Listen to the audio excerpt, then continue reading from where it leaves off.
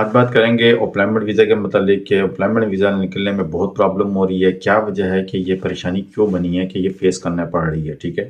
तो वजह मैं आपको बताऊँगा इस वीडियो के अंदर कि क्यों ऐसा हो रहा है, और वीडियो बहुत ज़्यादा इन्फॉर्मेटिव होने वाली है, तो वीडियो को पूरा देखिएगा ताकि आपको सारा सिनेरियो समझ में आ सके। वो लोग जो आउटसाइड बैठे हुए हैं या इनसाइड बैठे हुए वीज़े को प्रॉब्लम को फेस कर रहे हैं, ठीक है?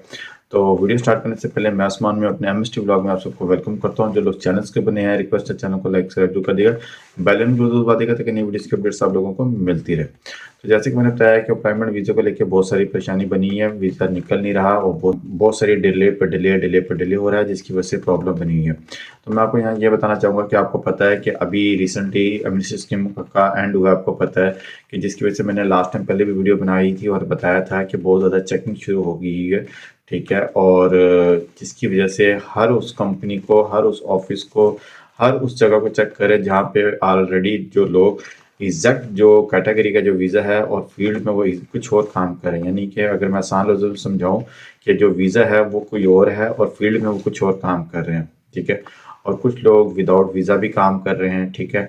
इन्हीं लोगों के लिए चेक एंड बैलेंस का बहुत ज़्यादा सख्ती कर दी गई ताकि ये क्लियर हो सके। जिनको बोला गया था कि मिनिस्ट्री में अपने आप को क्लियर कर लो, ये लोगों ने क्लियर नहीं किया था, तो गवर्नमेंट ने साफ साफ कह दिया था कि इसके बाद कोई माफ़ी नहीं होगी, ठीक है? तो इसी वजह से अब उन जगहों के ऊपर चेकिंग बहुत ज़्यादा हो गई है ताकि जो लोग पहले जो ऑलरेडी काम कर रहे हैं, ठीक है, उसके बाद उनको क्लियर करके फिर नए लोगों को वीज़ा दिया जाए, ठीक है? और जिस कंपनी का कोटा है वो ज़रूरत से ज़्यादा काम कर रहे हैं या नहीं कर रहे, उनका लाइसेंस चेक किया जाएगा, उनके तमाम डॉक्यूमेंट्स चेक किए जाएंगे, ठीक है? कि कोई ज़रूरत से ज़्यादा बंदे काम तो नहीं कर रहे। ये सारी चीज़ें चेक होने के बाद जब ये चीज़ें क्लियर हो जाएंगी तो फिर उसके बाद ऑटोमेटिकली वीज़ा निकलना शुरू हो जाएगा और तरतीब में आ जाएगा और रूटीन में आ जाएगा। इसका मतलब ये नहीं कि वीज़े बंद है, वीज़े निकल रहे हैं, लेकिन तादाद जो है वो थोड़ी कम है। इस वजह से वीज़े थोड़े कम इशू हो रहे हैं, ठीक है?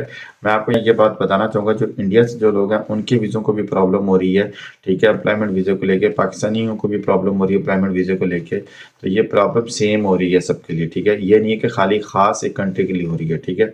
आपको अब यहाँ आप सोच रहे होंगे कि जो इंडिया से जो लोग हैं उनके ख़ास सिटी की वजह से प्रॉब्लम हो रही है। जैसे आपको पता है पिछले दिन मैंने बताया था यूपी को और बिहार को लेके, वहाँ के जो लोग हैं उनके वीज़ों को लेके परेशानी बनी है। तो फिलहाल अभी ऐसा सिस्टम नहीं है, क्योंकि वीज़े का जो इशू आ रहा है वो सिर्फ इसी वजह से आ रहा है, एमनेस्टी स्कीम के बाद की वजह से।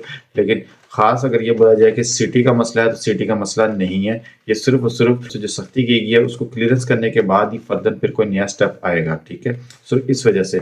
इस तरह पाकिस्तान की भी 42 सिटीज हैं, लेकिन उनका मसला नहीं है। सिर्फ और सिर्फ जब तक यहाँ से क्लियरेंस नहीं होगी तब तक बाकी लोगों को यहाँ पे एंट्री नहीं दी जाएगी, ठीक है?